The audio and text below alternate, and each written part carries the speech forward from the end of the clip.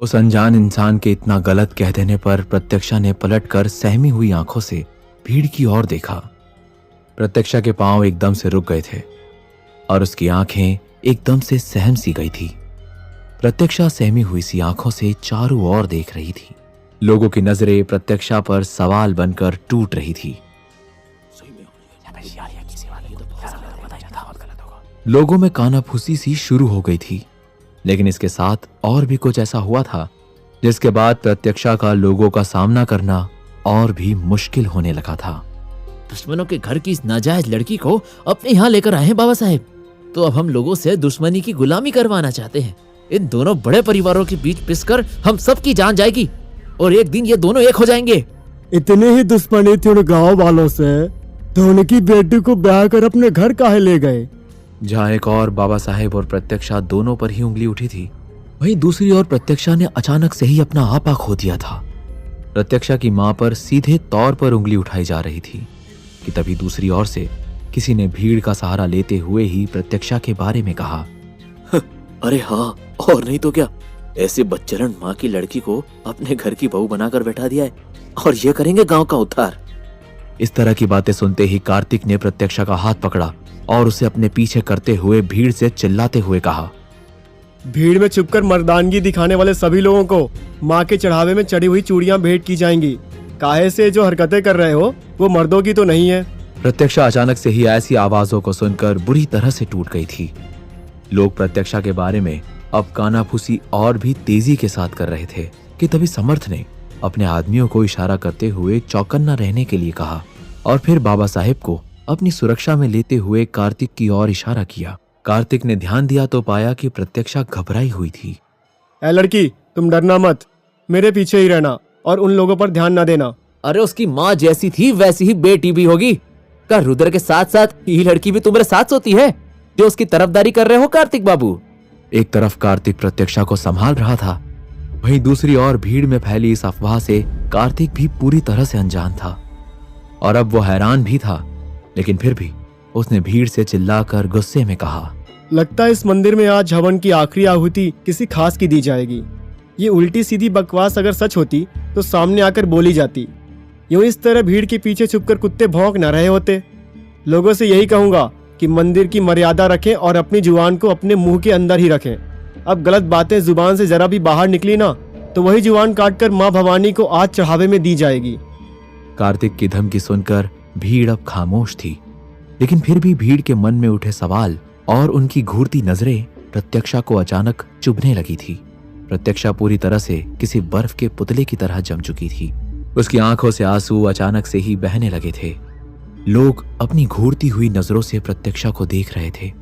इस पर प्रत्यक्षा ने अपने कानों पर हाथ रखकर अपनी आंखों को बंद कर लिया और फिर अपने बहते हुए आंसुओं को पोंछते हुए उसने बाबा साहेब की ओर देखा।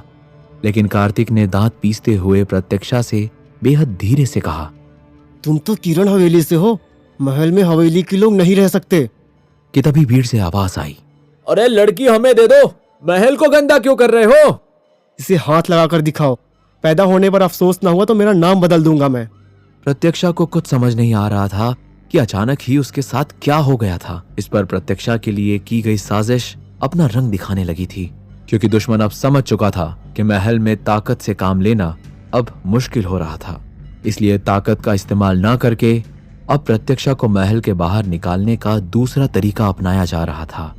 अब प्रत्यक्षा के खिलाफ सबके कान भरे जा रहे थे ताकि प्रत्यक्षा को गांव से बाहर निकाले जाने के लिए लोग पूरी तरह से भड़क जाएं और फिर बाबा साहेब प्रत्यक्षा को अपने महल से बाहर निकालकर हमेशा के लिए बाहर कर दें, जिससे कि दुश्मन प्रत्यक्षा पर अपना शिकंजा कस पाए। लेकिन उस भीड़ की कानाफूसी को चीरते हुए बाबा साहेब ने जोर से चिल्लाकर कहा, लगता है माँ कुल देवी आज सिर्फ हवन से खुश नहीं होंगी, उन्हें लोगों की बलि चाहिए। कौन है ये जो हमारी बहू के खिलाफ यहाँ लोगों के कान भर रहा है? इतनी हिम्मत किसकी हुई जो हमारे खानदान की इज्जत पर इतना कीचड़ उछालने का गुनाह कर रहा है? लोग खामोश हो चुके थे क्योंकि पूरे मंदिर के लोगों को बाबा साहेब के हथियारबंद लोगों ने घेर लिया था। एक बात बता दें, बहुरिया कहां से थी और कहां थी, ये ना कोई और जानता है और ना ही किसी को जानने की जरूरत है। वो हमारे घर की इज्जत है बस ये बात सबको अपने ध्यान में रखनी है। ये गांव हमारा है, ये गांव के लोग हमारे हैं और ये गांव का हर एक घर हमारा परिवार है।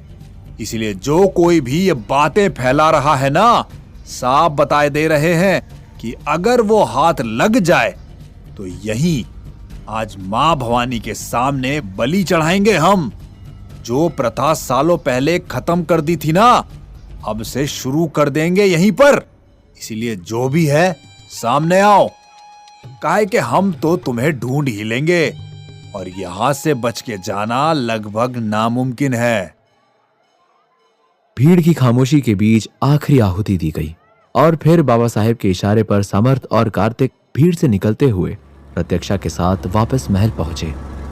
सभी लोग महल के अंदर खामोशी से बैठे थे। बाबा साहेब के चेहरे पर हद से ज्यादा गुस्सा था और समर्थ भी उनके पास खामोशी से बैठा हुआ था। बाबा साहेब ने समर्थ से धीमे शब्दों में ही पूछा, रुद्रा वापस नहीं आया अभी? नहीं बाबा, अभी तक तो नहीं आया है। और बाबा, उसे शायद इन सब के बारे में पता भी नहीं है, क्योंकि सारी बातें होने से पहले ही उसे मैंने काम से भेजा था और कहा था कि काम खत्म करके सीधे महल पहुंचे, क्योंकि हम सब पूजा के बाद महल ही पहुंचेंगे। मुझे नहीं लगता कि उसे इन सब का अंदाजा भी है। तो फिर अपने अपने आदमियों को बुलाओ और पता लगाओ कि किसकी लगाई आग थी। अब इतनी आसानी से बुझेगी नहीं ये, जानते हो ना। गांव के लोगों के साथ साथ ये आग महल को भी जलाकर राख कर देगी। जहां बाबा साहेब और समर्थ परेशान बैठे थे, वहीं कार्तिक गुस्से में तिलमिलाया हुआ उन्हीं के सामने चक्कर लगाया जा रहा था।